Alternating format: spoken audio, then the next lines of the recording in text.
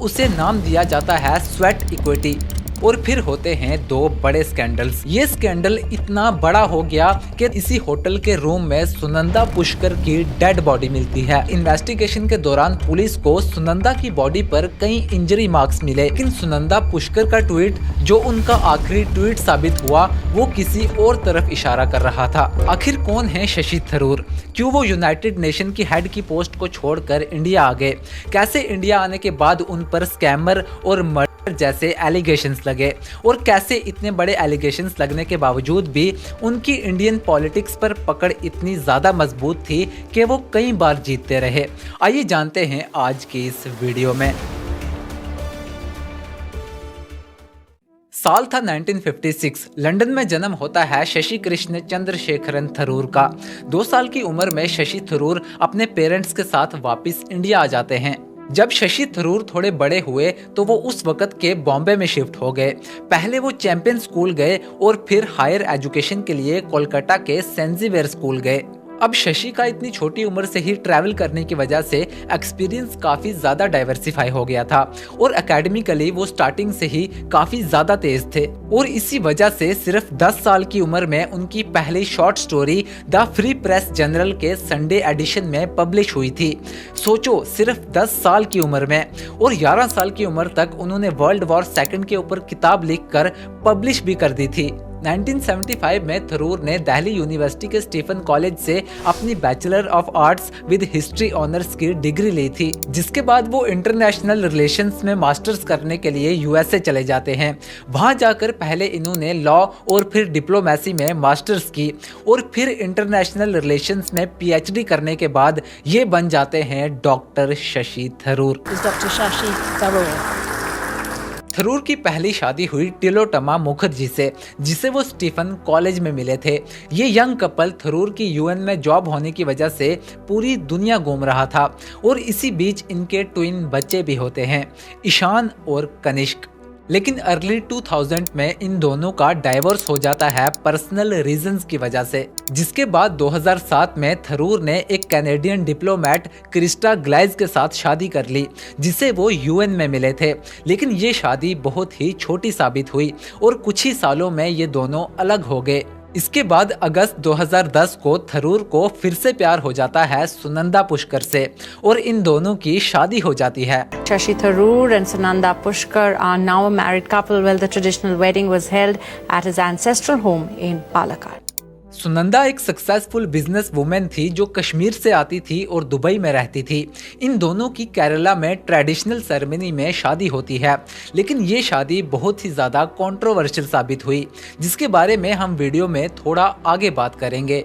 तो थरूर का diplomatic career शुरू होता है साल 1978 में, जब उन्होंने यूनाइटेड नेशन में as a staff member join किया और अगले 10 साल तक कई पोजीशंस पर काम करने के बाद आखिरकार वो सिर्फ 45 की उम्र में यूएन के टॉप टायर तक पहुंच गए थे और यूएन की ग्लोबल स्ट्रेटजीज को हैंडल कर रहे थे। और इस दौरान भी उन्होंने एंटीसेमिटिज्म, इस्लामोफोबिया और इंटॉलरेंस जैसे मुद्दों पर काफी ज्यादा काम किया।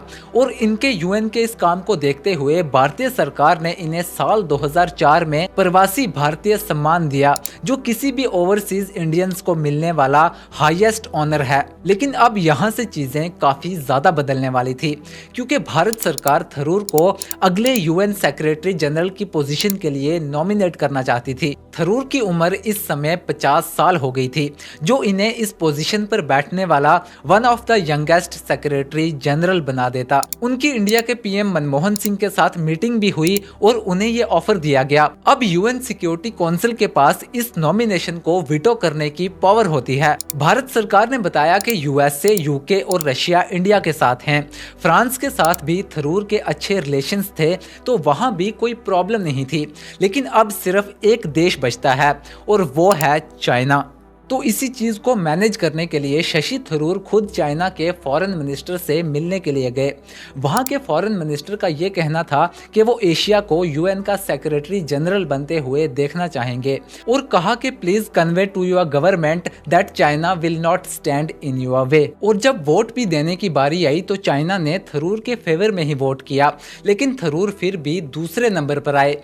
इसकी वजह बाद में ये पता चली कि वॉशिंगटन नहीं चाहता था कि एक स्ट्रॉन्ग सेक्रेटरी जनरल बने। बाद में बैन की मून को यूएन का सेक्रेटरी जनरल बना दिया जाता है। उन्होंने थरूर को यूएन में किसी भी कीमत पर रहने को कहा, लेकिन थरूर ने मना कर दिया और इसी के साथ यूएन और थरूर का नाता खत्म हो गया। अब 2009 में इंडियन नेशनल कांग्रेस, जो उस समय सोनिया गांधी के अंडर थी, वो थरूर को अगले लोकसभा इलेक्शन लड़ने के लिए अप्रोच करती है। थरूर का कहना था कि उस समय की पॉलिटिकल पार्टीज इंक्लूडिंग सीपीआई और बीजेपी ने उन्हें अपनी पार्टी में शामिल करने में इंटरेस्ट दिखाया, लेकिन उन्होंने फिर भी कांग्रेस को ज्वाइन किया।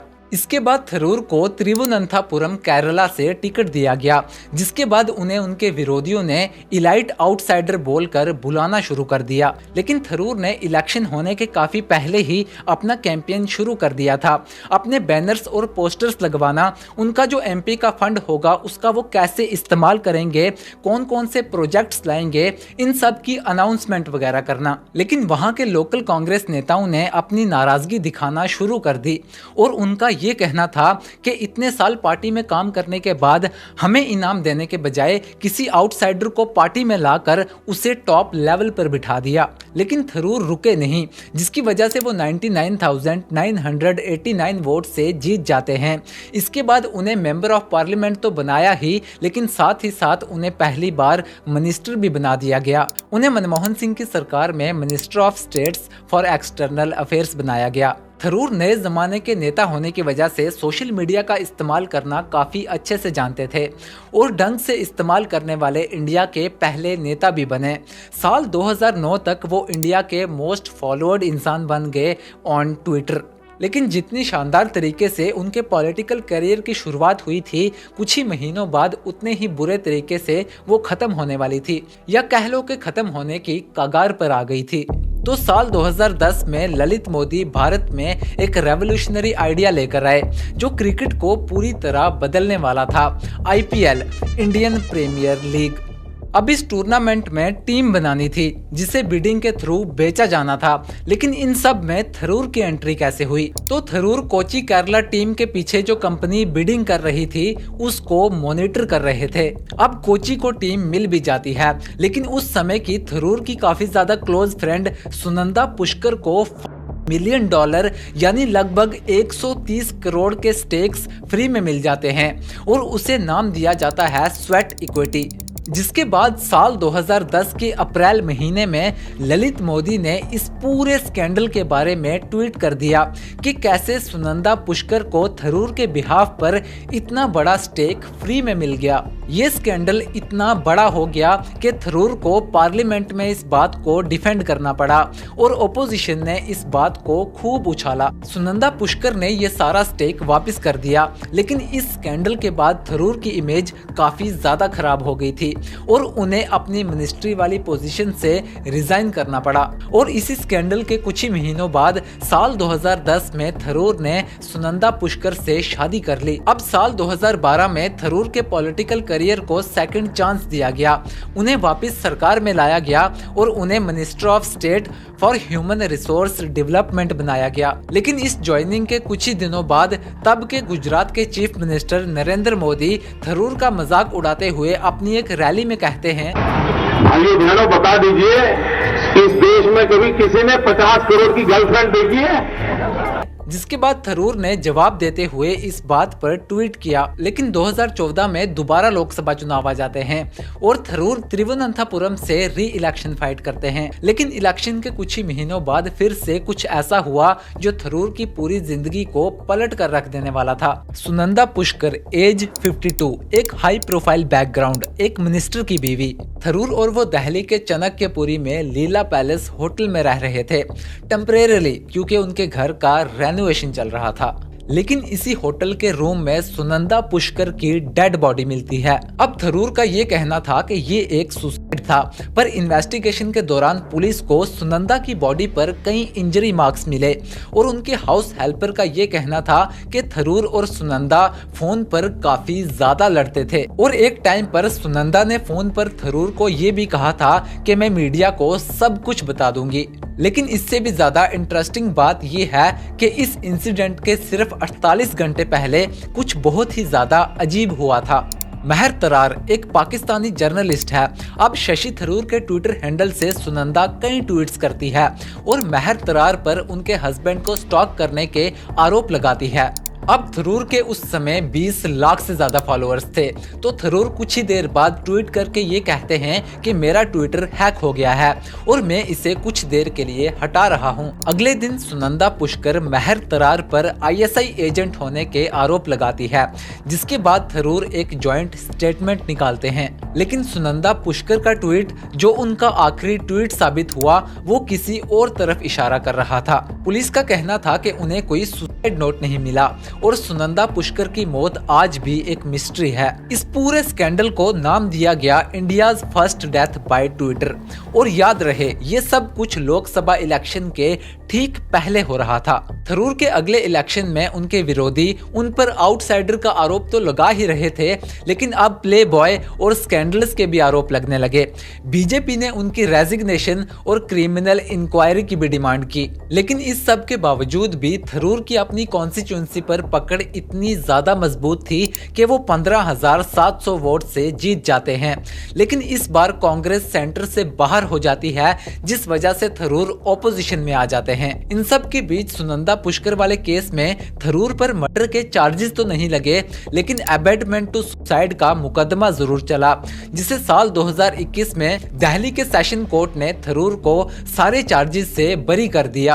अब थरूर की एज ए ऑपोजिशन लीडर काफी अलग अप्रोच थी। वो सरकार की गलत पॉलिसीज का विरोध भी करते थे और जो पॉलिसीज उन्हें पसंद आती थी, जैसे कि स्वच्छ भारत अभियान, उस पर वो सरकार की तारीफ भी करते थे। मोदी सरकार ने थरूर को parliamentary standing committee on external affairs का चेयरमैन भी बनाया था, लेकिन कांग्रेस को थरूर का ये स्टाइल पसंद नहीं आया, इसलिए उन्हें कांग्रेस के ऑफिशियल स्पोक्स पर्सन वाली लिस्ट से बाहर निकाल दिया गया और 2018 में बीजेपी की गवर्नमेंट के लिए कहा था, because then they will have all the three elements they need to tear up the Constitution of India and write a new one. And that will be a new one that will enshrine the principle of a Hindu Rashtra, that will remove equality for the minorities, that will create a Hindu Pakistan. BJP ने इसका खूब विरोध किया। शशि थरूर जी, आप पाकिस्तान के नागरिकों से प्यार करना चाहते हैं, बिल्कुल पाकिस्तान के नागरिकों से प्यार करिए। और कांग्रेस ने खुद को इस स्टेटमेंट से अलग कर लिया। जो स्टैंड है उससे हम सहमत नहीं हैं, क्योंकि हमने बहुत क्लियरली अब थरूर ने अपना तीसरा लोकसभा इलेक्शन लड़ा और फिर से जीत गए और इस बार अपने पिछले रिकॉर्ड को तोड़ते हुए 1 लाख वोट से जीते। पर इस बार फिर से बीजेपी सेंटर में जीत गई और थरूर फिर से ऑपोजिशन में आ गए। लेकिन अब थरूर कांग्रेस पार्टी में बदलाव चाहते थे, इसलिए वो इंटरनल डेमोक्रेसी और पार्टी रिवाइवल्स के लिए G23 थे, यानी उन 23 नेताओं में से एक थे जो पार्टी में रिफॉर्म चाहते थे और उन्होंने गांधी फैमिली को स्वीप चेंजेस के लिए लेटर भी लिखा। शशि थरूर के इस मूव को गांधी फैमिली के साथ दुश्मनी के तौर पर देखा गया था। अब 2022 के अक्टूबर में कांग्रेस पार्टी के प्रेसिडेंट के लिए चुनाव होने थे और इस पोस्ट के लिए शशि थरूर भी खड़े हो जाते हैं। ऐसे चुनाव पार्टी में 20 साल बाद हो रहे थे। पिछली बार जब ये हुए थे तो सीताराम केसरी को बेइज्जती करके उनकी पोस्ट से हटा दिया गया था और सोनिया गांधी को प्रेसिडेंट बना दिया गया। अब गांधी फैमिली का सपोर्ट ना होने की वजह से थरूर ये इलेक्शन हार जाते हैं और वो भी काफी बुरे तरीके से, और मल्लिकार्जुन खड़गे को पार्टी का प्रेसिडेंट चुना जाता है और ऐसे ही साइडलाइन होते होते इनका तीसरा टर्म भी पूरा हो गया और देखते ही देखते 2024 के लोकसभा चुनाव आ गए और थरूर चौथी बार लोकसभा चुनकर पहुंचे। अब इस टर्म में कुछ बहुत ही ज्यादा अजीब नोटिस किया गया। थरूर मोदी सरकार और उनकी पॉलिसीज की तारीफ करते रहते हैं और उनके विरोध में बहुत कम बोलते हैं। उनके कांग्रेस को छोड़ने की बातें भी फैलने लगी, लेकिन थरूर ने साफ मना कर दिया। अब आगे क्या होगा ये तो थरूर ही जानते हैं। अब इस पूरी सीरीज में आप और किसके बारे में जानना चाहते हो नीचे कमेंट में बताना।